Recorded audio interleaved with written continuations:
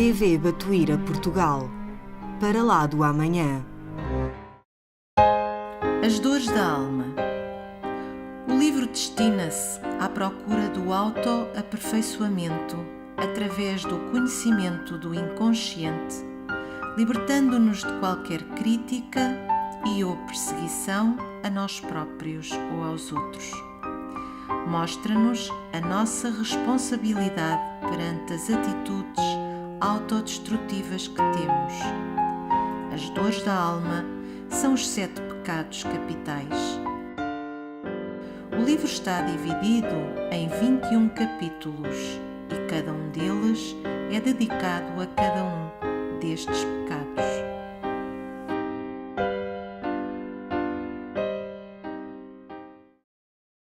Então, boa noite a todos. Nós trazemos então, nesta noite, um dos temas fundamentais da doutrina espírita, o Cristo Consolador. Todo este capítulo, porque estamos a falar do Evangelho segundo o Espiritismo, é o 6º capítulo desta obra de Kardec. E o Cristo Consolador é algo que Kardec começa com o Evangelho de João. E no Evangelho de João nós vamos então a ver que Jesus, e já vamos chegar às palavras de Jesus, nós vamos então ver que Jesus, nos falava da vinda do Consolador, o Consolador prometido. E Kardec, há 1800 anos, sensivelmente, e portanto há 2000 de nós, ele vem-nos falar então do Cristo Consolador. Vamos então começar pelas palavras de Jesus e por o momento em que ele nos conta da vinda do Consolador. Nós estávamos no período da Páscoa, portanto seria a última ceia, e Jesus, durante a última ceia, disse aos discípulos o que se iria passar daí a 1800 anos, não é? Ele despediu-se de todos, porque foi exatamente o momento da despedida, e premonitoriamente, uma vez que ele era um espírito com muitas qualidades imensas, das quais nós não conseguimos ter qualquer ideia, não é? Ele veio de facto dizer neste momento o que se iria passar, uma vez que ele estava a despedir-se. E veio-nos dizer de facto como é que isso iria acontecer, como é que iria ser anunciado esse momento. Então ele diz-nos: se me amais, guardai os meus mandamentos, e eu rogarei a meu Pai, e ele vos enviará outro Consolador, para que fique eternamente convosco, o Espírito de verdade que o mundo não pode receber, porque não o vê e porque não o conhece.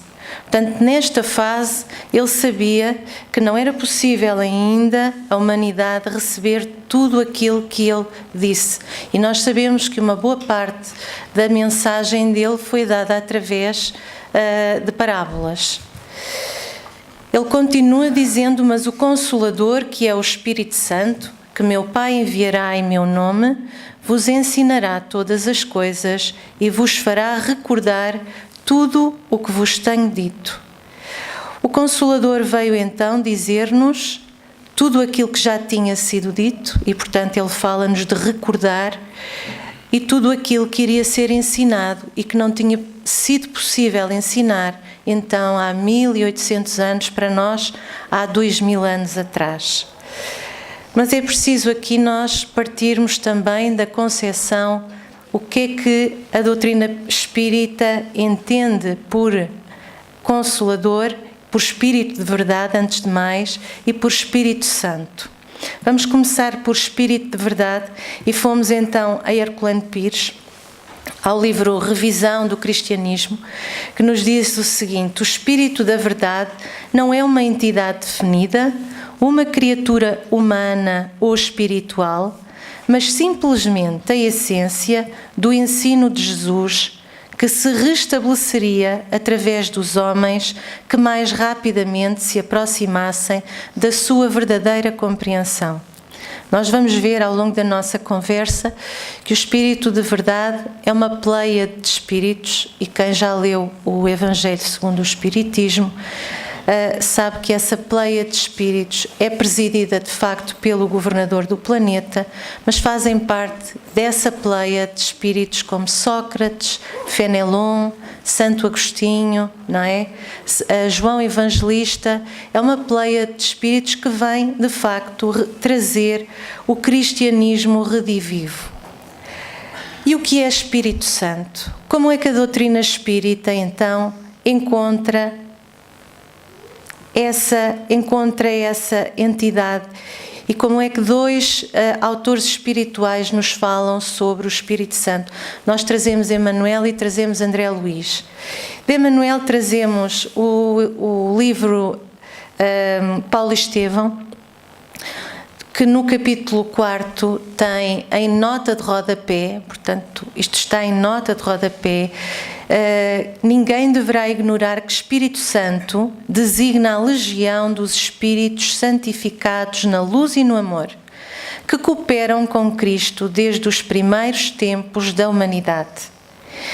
E André Luiz vai corroborar toda esta definição, toda esta informação que nos dá Emmanuel, dizendo-nos que Espírito Santo, no livro, o Espírito da Verdade, ele vai nos dizer que Espírito Santo é falange dos emissários da providência que superintende os grandes movimentos da humanidade na Terra e no plano espiritual. Nós vemos então que Espírito Santo é, para a doutrina espírita, todos os espíritos que trabalham em nome de Cristo. Nós ainda não trabalhamos em nome de Cristo, nós ainda estamos a aprender, mas existem muitos espíritos que já trabalham em nome desse Espírito puro que é Jesus. Ora, temos então aqui a concepção do que nos foi dito no Evangelho de João. Vamos ver como foi preparada a descida do Consolador à Terra. Num livro psicografado por Francisco Cândido Xavier, pelo Espírito Humberto de Campos, O Brasil, Coração do Mundo, Pátria do Evangelho, é-nos falado então como é feita a preparação da descida do Consolador à Terra. Antes dessa época, quando prestes a findar o primeiro reinado foi entre 1822 e 1831, portanto estamos a falar do Brasil, não é? Ismael reúne no espaço os seus dedicados companheiros de luta e, organizada a venerável Assembleia, o grande mensageiro do Senhor esclarece a todos sobre os seus elevados objetivos. Irmãos, expôs ele, o século atual, como sabeis, vai ser assinalado pelo advento do Consolador à face da Terra. Estamos então no século XIX. Só para nos contextualizarmos, Kardec ainda não tinha editado qualquer livro do Pentateuco. O primeiro livro é de 1857. Portanto, vai demorar ainda algum tempo até que isso aconteça. Estávamos em entre 22 e 31. Continua então Humberto Campos. Nestes 100 anos se efetuarão os grandes movimentos preparatórios dos outros 100 anos que hão de vir. Ora, então Kardec começou em 1857, se são 100 anos, acabaria em 1957, os primeiros 100 anos, começariam os segundos, e de 1957 a 2057 são então os outros 100 anos, aqueles nos quais nós nos encontramos.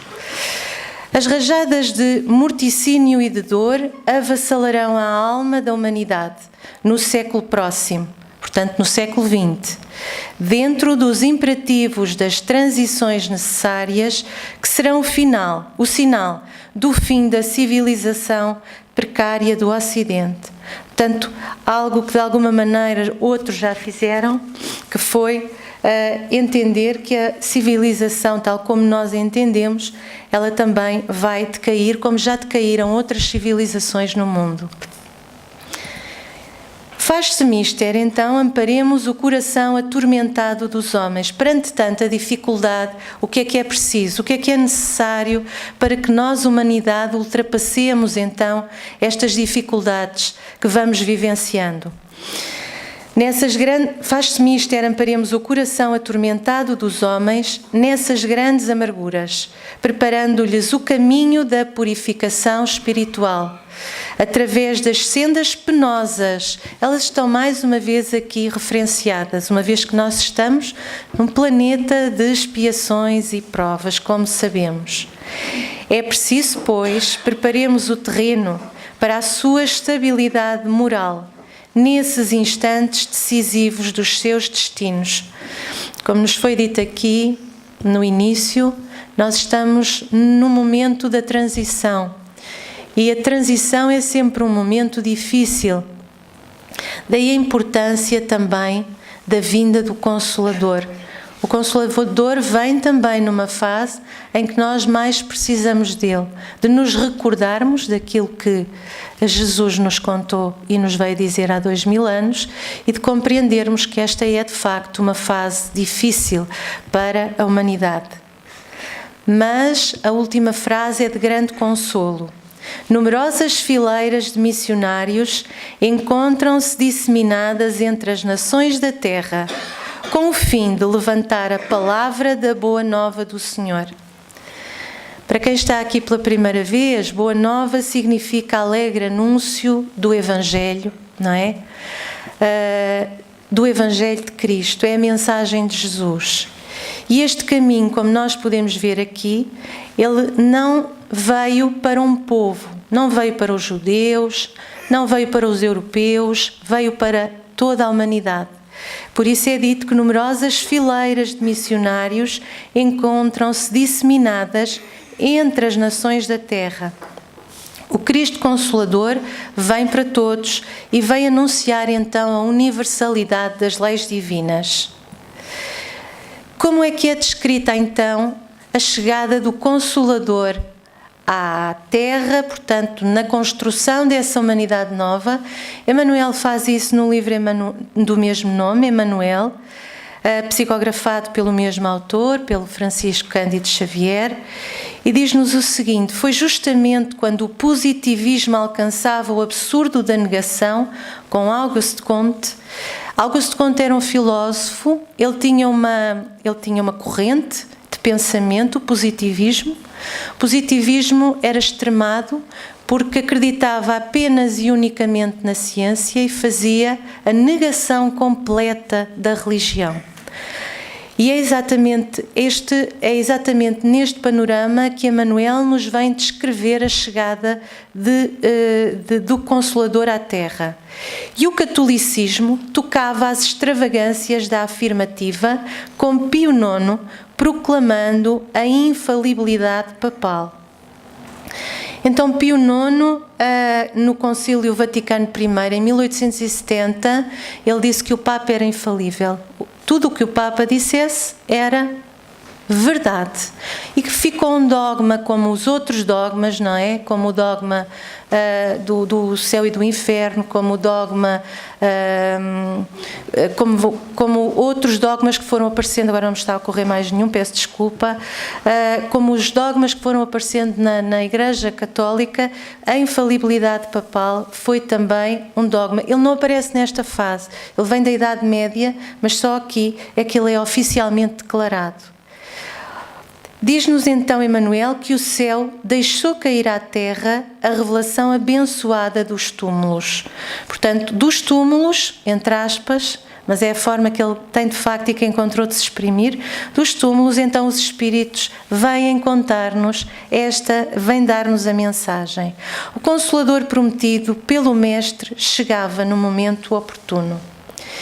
Ora, o Consolador é um conjunto de consolações, como nós vamos ver, de que modo é que nós podemos então esperar o cumprimento da promessa que Jesus fez aos discípulos há 2000 anos. No livro A Gênese, Kardec, o codificador, escreve o seguinte: reconhece que o Espiritismo realiza todas as promessas de Cristo a respeito do Consolador anunciado. Ele vai-nos dizer então que o Espiritismo vai-nos trazer esse Consolador de que falava Jesus. Ora, como é o Espírito de verdade quem presida ao grande movimento da regeneração, a promessa da sua vinda encontra-se realizada porque, de facto, é Ele o verdadeiro Consolador. E fica assim a promessa da sua vinda realizada. E o Espírito de verdade, que é o Espírito que vai escrever todo o 6º capítulo do Evangelho segundo o Espiritismo, preside a este movimento, a esta doutrina que então agora nascia. No livro A Caminho da Luz, Emmanuel diz-nos o seguinte: as lições sagradas do Espiritismo iam ser ouvidas pela humanidade sofredora. Era para eles que vinha, antes de mais, era para eles que vinha esta boa nova. Jesus, na sua magnanimidade, repartiria o pão sagrado da esperança e da crença com todos os corações. A dádiva celestial do intercâmbio entre o mundo visível e o invisível chegou ao planeta nessa onda de claridades inexprimíveis. Consolador da humanidade, segundo as promessas de Cristo, o Espiritismo vinha esclarecer os homens, preparando-lhes o coração para o perfeito aproveitamento de tantas riquezas do céu. E é isto que vem fazer o Consolador prometido, a preparar o coração. Ora, vamos ver então ainda no livro O Consolador, porque é que devemos reconhecer no Espiritismo o cristianismo redivivo. O Espiritismo evangélico é o Consolador prometido por Jesus, que pela voz dos seres redimidos espalham as luzes divinas por toda a terra, restabelecendo a verdade e levantando o véu que cobre os ensinamentos na sua feição de cristianismo redivivo, a fim de que os homens despertem para a era grandiosa da compreensão espiritual com o Cristo. E neste caminho chegamos então ao trabalho de Kardec, ao trabalho que ele fez ao longo de 15 anos e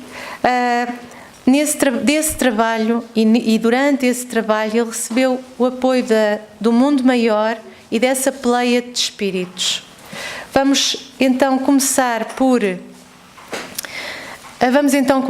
obras póstumas. Enquanto Kardec realizava esse trabalho, foi recebida uma mensagem acerca desta obra, o Evangelho segundo o Espiritismo, que na altura, quando ele o estava a compilar, a escrever, ele chamou-lhe Imitação do Evangelho. E esse Espírito vem-lhe dizer: tenho vivo interesse pelo teu trabalho, que é um passo considerável para a frente e abre, afinal, ao Espiritismo, a estrada larga das aplicações proveitosas a bem da sociedade. Com esta obra, o edifício começa a libertar-se dos andaimes e já se lhe pode ver a cúpula a desenhar-se no horizonte. Continua, pois, sem impaciência e sem fadiga. O monumento é assim que esse Espírito caracteriza o Evangelho segundo o Espiritismo, estará pronto na hora determinada. E continuando, Kardec recebe mais tarde uma mensagem do Espírito de Verdade, que era também o guia espiritual de Kardec e que presidiu então presida esta doutrina. E a mensagem que foi recebida em maio de 1864, já agora o Evangelho foi editado em abril de 1864, portanto um mês antes, diz-nos o seguinte: acaba de aparecer um novo livro, já sabemos que está a falar do Evangelho, é uma luz mais brilhante que vem clarear a vossa marcha.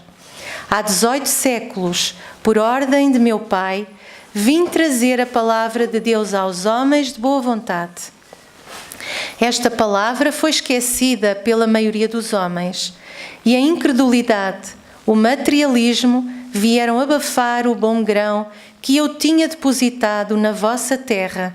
Jesus sabia que isso iria acontecer, dado o nosso patamar evolutivo, por isso ele disse há 2000 anos que viria de novo.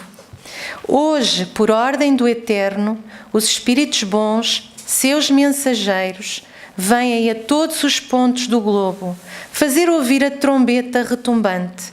Escutai as suas vozes, são destinadas a vos mostrar o caminho que conduz aos pés do Pai Celestial. Sede dóceis aos seus ensinos. Os tempos preditos são chegados. Todas as profecias serão cumpridas. E é sobre este livro, que então acabava de chegar em 1864, que nós vamos continuar a fazer a nossa caminhada até ao capítulo 6º. Vamos caminhar pelo capítulo 1º, 2º, vamos por aí fora até o 6º, para entendermos então o Cristo Consolador. No primeiro capítulo, o Consolador Kardec vem colocar, peço desculpa, não vim destruir a lei, é o título do capítulo 1. Neste capítulo, ele começa por nos dar, entre outros aspectos, este que vos trago. São chegados os tempos em que os ensinamentos de Cristo devem receber o seu complemento, em que o véu, lançado intencionalmente sobre algumas partes desses ensinos, deve ser levantado. Já sabemos então que essas parábolas, esses ensinamentos que tinham vindo de alguma maneira difíceis de entender para a maioria, iam ser esclarecidos e explicados, em que a ciência, deixando de ser exclusivamente materialista, deve levar em conta o elemento espiritual, e a religião deve reconhecer as leis orgânicas e imutáveis da matéria. Então começa, de facto, o Consolador por nos falar da aliança entre ciência e religião. E começa por nos dizer que a ciência precisa da religião. A religião também precisa da ciência, mas a ciência precisa da religião para um aspecto fundamental, cumprir a sua função humanitária. Isso era crucial e tinha que ser feito e deveria ser feito. A mensagem de Jesus tinha mais uma vez que ser anunciada para ela chegar ao coração dos homens. Então o Espiritismo vai-nos trazer essa conciliação também entre ciência e religião, uma vez que pela lógica nós também vamos entender a religião, e daí a fé raciocinada de que mais tarde Kardec vai falar. Mas disse-nos que não veio destruir a lei. Já Jesus nos tinha dito isto, não é? Já Jesus nos tinha dito que não tinha vindo destruir a lei, mas cumpri-la, quando nos falava da lei de Moisés. E agora Kardec e os espíritos da codificação estavam-nos a dizer: eu não vim destruir a lei cristã, mas cumpri-la. E como é que nós vamos então conhecer melhor esta palavra de Jesus? Jesus começa por nos dizer no capítulo 2: meu reino não é deste mundo. O codificador aqui traz-nos as palavras de Jesus, mas agora de um ponto de vista diferente, um pouco diferente, não é? Diz-nos então o seguinte: a ideia clara que se faz da vida futura dá uma fé inabalável no futuro. E essa fé tem consequências imensas sobre a moralização dos homens, visto que ela muda completamente o ponto de vista sobre o qual eles encaram a vida terrestre. Ora, o Espiritismo, a doutrina espírita, quer vir então dar-nos essas bênçãos através dos espíritos, mostrar-nos que de facto o ponto de vista como nós encaramos a vida na Terra não é igual àquele que de facto vai existir depois na vida espiritual. E no mundo espiritual, ou melhor, na Terra, nós sabemos que há muitas pessoas, muitas criaturas que, vivendo coroados de fama, eles, quando abandonam o corpo físico, eles não passam para... eles não brilham, eles não emanam luz, pelo contrário, alguns vão entrar nesse mundo espiritual pela porta das traseiras, não é? E pelo contrário, há outros, quando na Terra têm graves dificuldades, foram desconsiderados, esses muitas vezes, quando chegam ao plano do espírito, eles têm uma condição luminosa. Então, é isso que a doutrina nos vem também ensinar. Vem-nos ensinar que é importante, sim, construirmos por dentro. É importante entendermos que somos seres espirituais numa experiência terrena e que, tal como Jesus nos veio dizer, meu reino não é deste mundo.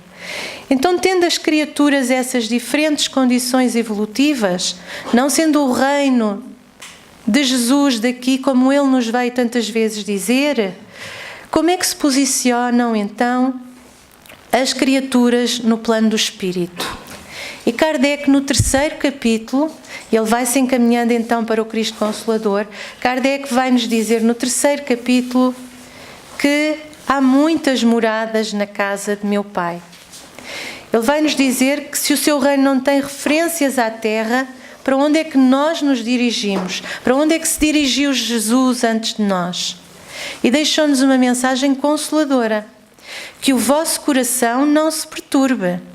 Crede em Deus, crede também em mim. Há muitas moradas na casa de meu Pai. Se assim não fosse, eu já vos teria dito, porquanto eu vou para preparar o lugar para vós, e depois, para que eu tiver ido e preparado o lugar, voltarei e vos retirarei para mim, a fim de que lá onde estou, vós estejais também. É extremamente consolador saber que a morada para onde Jesus vai será a morada para onde todos nós um dia podemos ir. Mas ele também nos veio dizer que tem muitas moradas, sim. A casa do Pai tem muitas moradas. Porquê? Porque isso depende da nossa condição evolutiva. E nós iremos para a morada com a qual nós vibrarmos, com a qual nós estivermos em sintonia. Será esse o lugar que nós vamos ocupar. Então, mas ele diz-nos que nós vamos até ele um dia. Como é que nós lá chegamos? No capítulo seguinte, no capítulo 4, o codificador descreve o seguinte, dá-nos como título: ninguém pode ver o reino de Deus se não nascer de novo. Como é que nós lá chegamos então? Ninguém pode ver o reino de Deus se não nascer de novo. Foi uma conversa que Jesus teve com Nicodemos, o velho doutor da lei judaica, se estão recordados, que o indaga acerca de como é que seria possível nascer de novo, não é?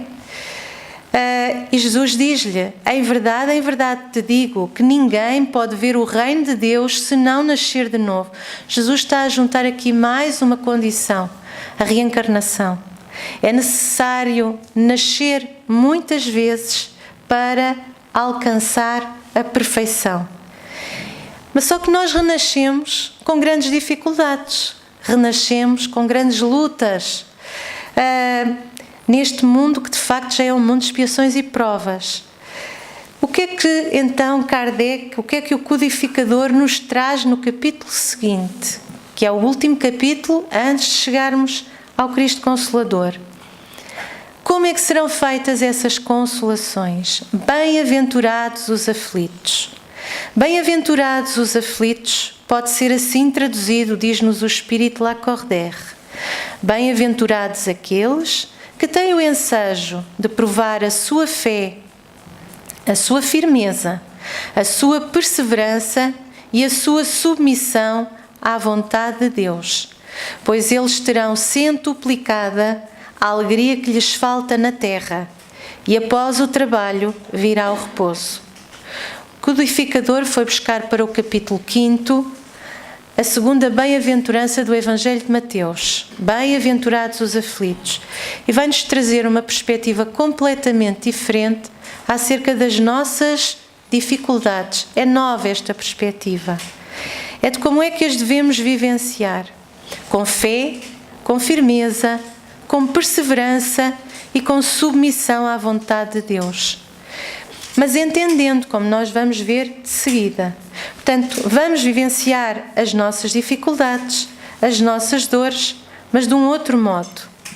E chegamos assim ao capítulo 6, o capítulo desta nossa conversa, o Cristo Consolador. No Cristo Consolador, o codificador traz-nos o seguinte acerca do Espiritismo. O Espiritismo realiza o que Jesus disse sobre o Consolador prometido. Conhecimento dos factos, o que faz com que o homem saiba de onde vem, para onde vai e por que está na terra. O Espírito de verdade que vem dar voz a todo o capítulo, como nós já dissemos, vem-nos dizer então que nós vamos saber de onde vimos, quem somos enquanto espíritos. Nascemos simples e ignorantes, fizemos um longo percurso milenar, mas vamos em direção à perfeição. É isso que nos vem dizer para onde vai e por que aqui estamos. Qual é a nossa tarefa? O que é que estamos aqui a fazer? Mas vamos dizer mais do que isso. Atrai para os verdadeiros princípios da lei de Deus. Vem repor toda aquela lei que tinha sido esquecida, uma vez que a sociedade e a humanidade vivenciavam o materialismo de uma forma muito maior do que aquela que seria de esperar. Deveríamos ter o equilíbrio e não o tínhamos. E, portanto, daí a chegada para a chamada de todos nós para os verdadeiros princípios da lei de Deus. E traz-nos também o consolo pela fé e pela esperança. Já falamos aqui que a fé de que nos fala o Espiritismo é uma fé raciocinada. É uma fé a partir da qual nós vamos compreendendo a nossa história e vamos compreendendo de uma forma lógica, compreendendo também para onde nos queremos dirigir, porque pelo livre-arbítrio nós vamos poder dirigir-nos para o bem ou então para outros caminhos mais difíceis ainda. Como é que o Consolador então vem fazer tudo isto? Vem preparar os corações. E vem preparar os corações como? Venho ensinar e consolar os pobres deserdados. Venho dizer-lhes que elevem a sua resignação ao nível das suas provas. Chorem, visto que a dor foi consagrada no Jardim das Oliveiras. E esperem, pois os anjos consoladores também virão enxugar as suas lágrimas. Nós colocamos isto em tópicos, mas isto no Evangelho não está em tópicos, não é? Porquê? Porque estão aqui 3 verbos muito interessantes. Elevarmos a nossa resignação, sermos capazes, isto é muito difícil de fazer e só vamos fazendo isto aos poucos. Isto não é nada fácil de fazer para nenhum de nós. Elevarmos a nossa resignação ao nível das nossas provas. Chorarmos porque Jesus também consagrou essa dor no Jardim das Oliveiras. Mas termos a certeza que podemos esperar por consolo, porque os anjos consoladores virão enxugar as suas lágrimas. E todos nós sabemos que os espíritos familiares, o anjo da guarda e todos os outros espíritos, todo o mundo maior, quando nós temos merecimento e quando nós nos preparamos, quando preparamos o nosso coração, nós temos esse amparo.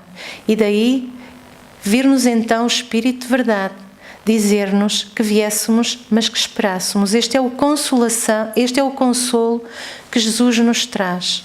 Jesus não nos traz um consolo passivo. Se repararem, Jesus está-nos a pedir movimento, está-nos a pedir ação por parte de nós, elevar, esperar, mas fazer alguma coisa, não é? É isso que Ele nos está a dizer. E, ainda no capítulo 6, porque vamos falar de capítulo 6 agora muito,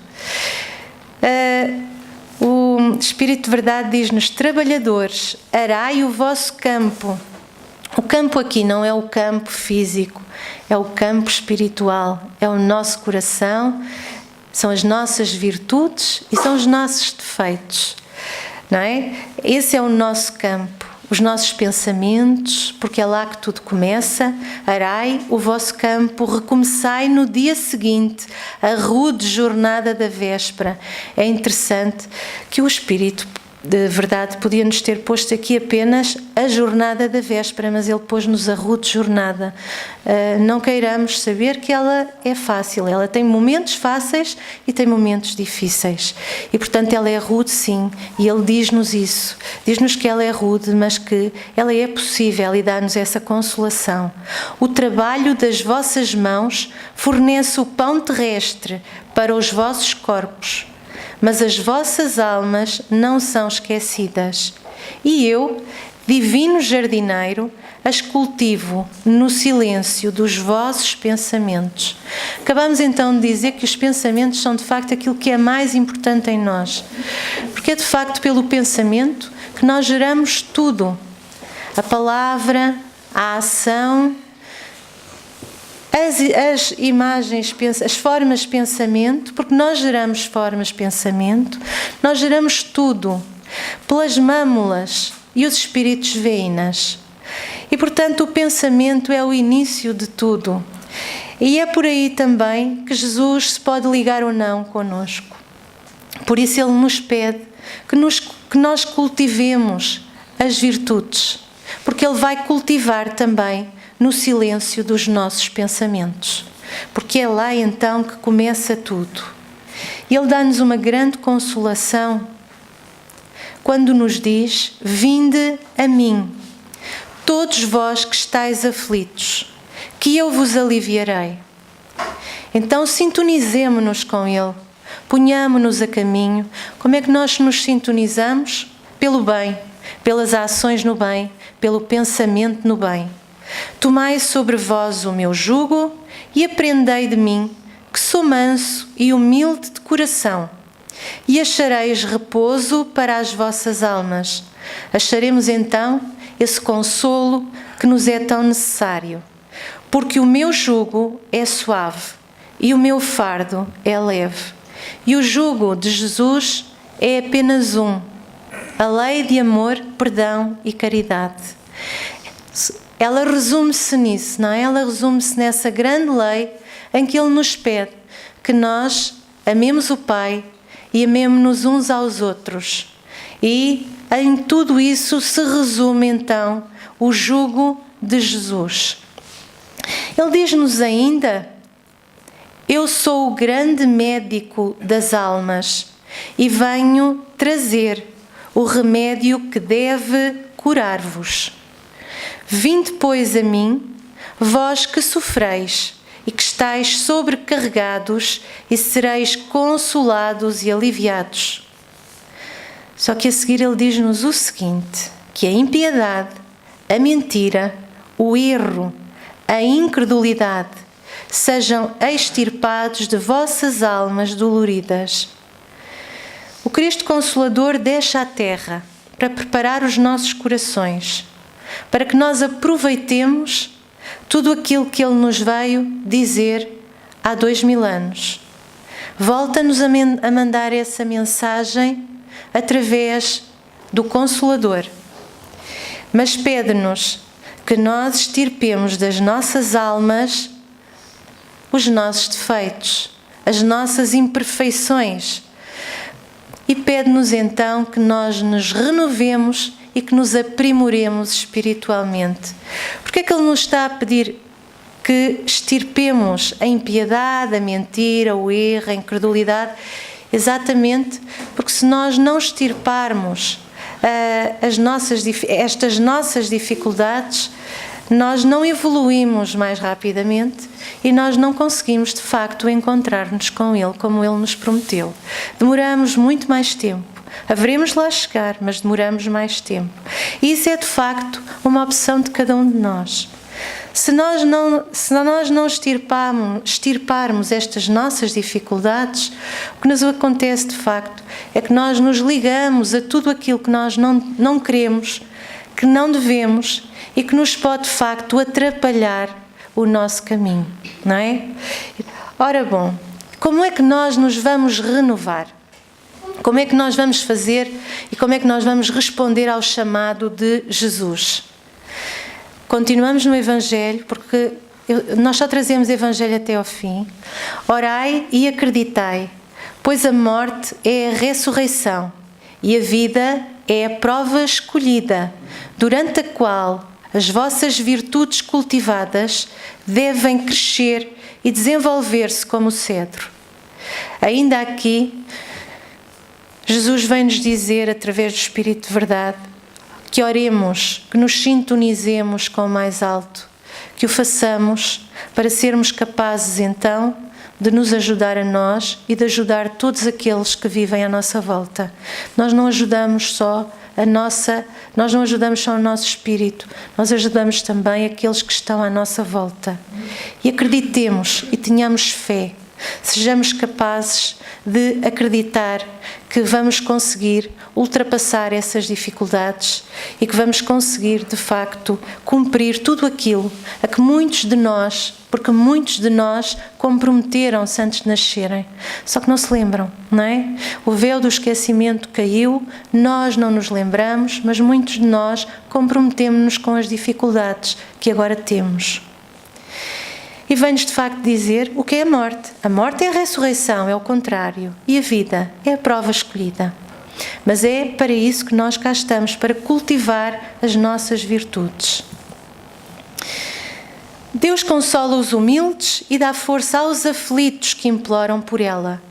Seu poder cobre a terra inteiramente e por toda a parte, ao lado de uma lágrima, Ele colocou um bálsamo que consola. O devotamento e a abnegação são uma prece contínua e encerram um ensinamento profundo. A sabedoria humana reside nessas duas palavras. Nós trouxemos aqui este texto já repararam, com uma cor diferente. Devotamento e abnegação. E no topo, na primeira linha, começa com Deus consola os humildes. Então, se nós formos às bem-aventuranças, a primeira bem-aventurança do Sermão da Montanha é bem-aventurados os pobres de espírito. Os pobres de espírito são os humildes. Bem-aventurados aqueles que estão em condição de receber resignadamente aquilo que Deus tem para eles. E dá força então aos aflitos. Bem-aventurados os aflitos, é a segunda bem-aventurança, e pede-nos o quê, Jesus? Pede-nos devotamento e pede-nos abnegação. Devotamento é o quê? Devotamento é dedicação, é afeição, é aquilo que os pais têm pelos filhos, um imenso devotamento, um imenso sacrifício que são capazes, e não só pelos filhos, os filhos pelos pais, não é? Por outros familiares, pelos amigos. É isto que Jesus vem pedir. Vem pedir essa dedicação, esse amor profundo, que não tem necessariamente que ser às criaturas, pode ser às causas. Há quem defenda a natureza, há quem defenda os animais. Portanto, não tem que ser necessariamente um devotamento a alguém em particular, pode ser a causas também. Ora, e o que é a abnegação? A abnegação é então... A abnegação, desculpem, estou a andar mais depressa do que queria. A abnegação é então a outra qualidade de que Jesus também nos fala, a partir da qual nós vamos trabalhar as nossas virtudes.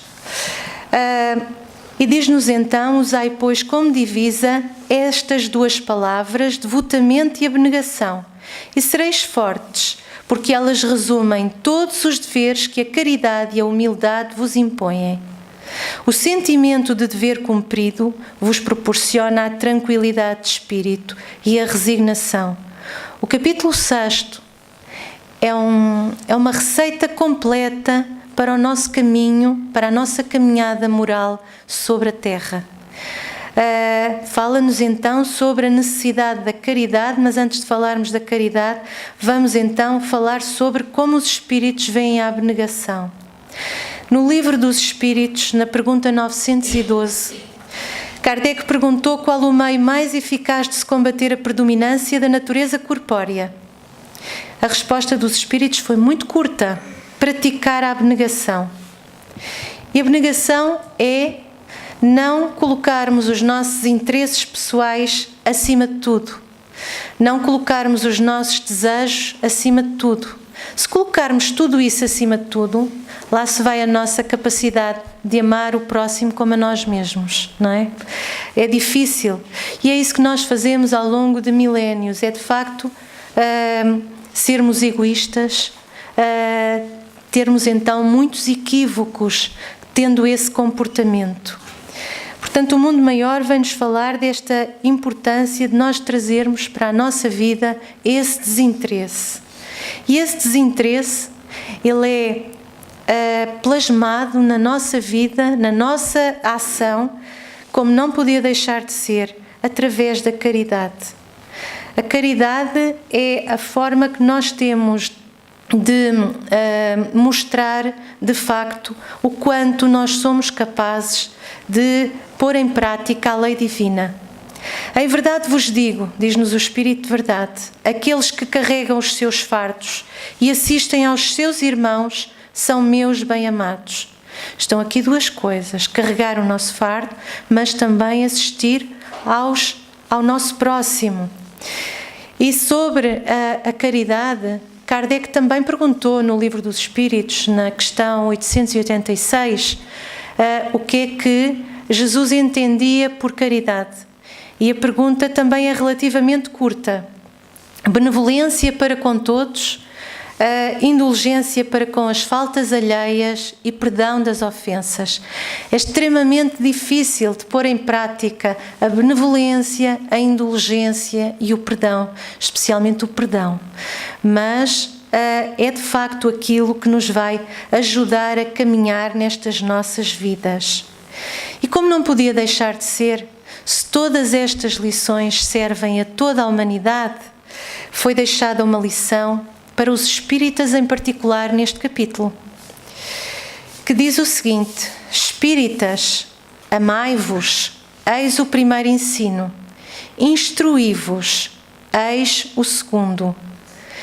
O amor, como nós já falamos, é a lei divina, é a lei do Pai, é o amor que rege tudo o que existe no universo. E por isso nós estamos aqui, para aprendermos a amar. Mas para essa caminhada de aprender a amar, nós também precisamos necessariamente de nos instruirmos. E, portanto, não está fora da nossa responsabilidade a instrução. Sem instrução não há discernimento.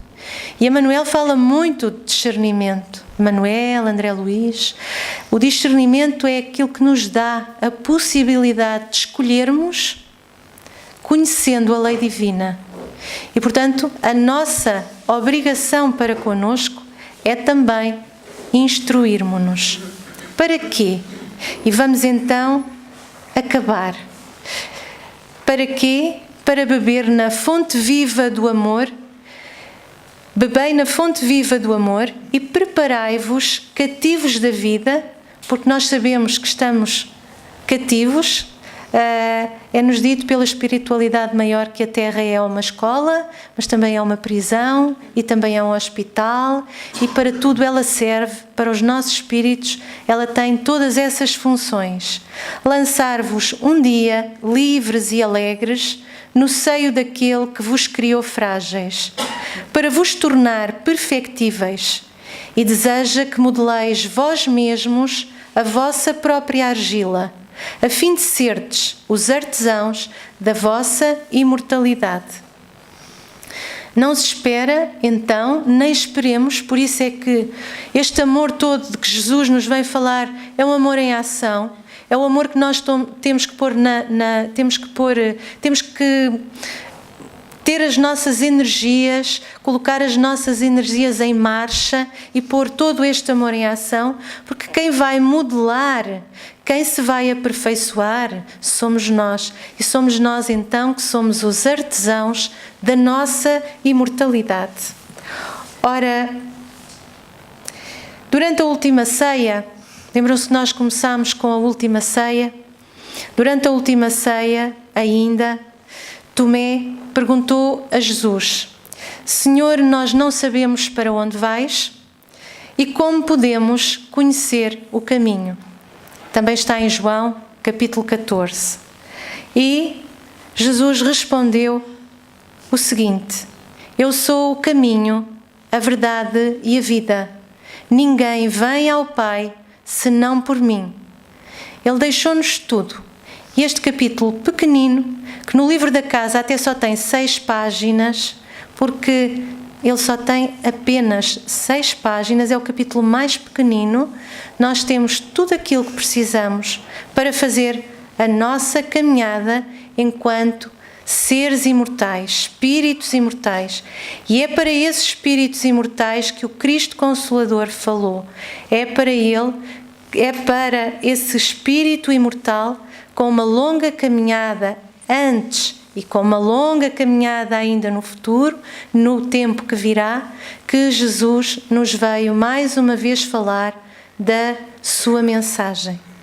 Muito obrigada e uma boa noite a todos.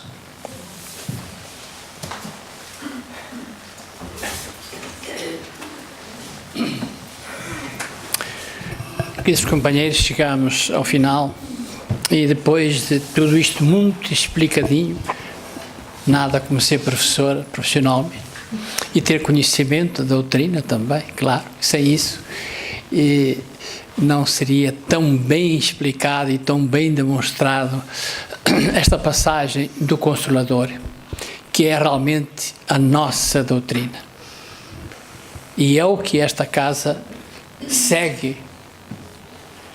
E para dizer também que feliz daquele que toma conhecimento e que teve a oportunidade nesta reencarnação de ter o conhecimento com esta doutrina e que faz um esforço muito grande e que supera as dificuldades, como foi dito, para se manter e seguir.